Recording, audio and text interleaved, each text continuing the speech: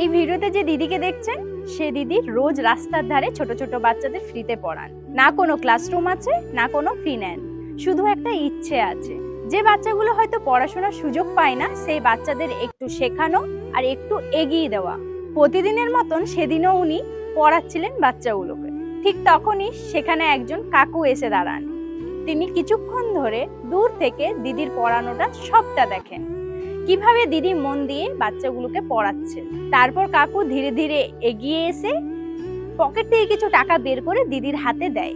দিদি কিছুটা অবাক হয়ে তাকাতেই কাকু একটা কথা বলে, মা, আমিও একদিন শিক্ষক ছিলাম, তাই জানি বাচ্চাদের পড়ানোটা শুধু কাজ নয়, এটা একটা দায়িত্ব।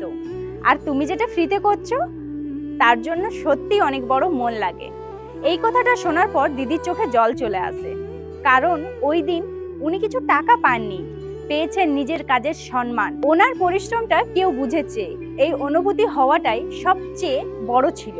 সত্যি বলতে ভালো কাজের দাম কখনো টাকায় মাপা যায় না, কখনো কখনো একটা সম্মান, একটা স্বীকৃতি মানুষকে ভেতর থেকে শক্তি দিয়ে দেয় আরো ভালো কাজ করার জন্য।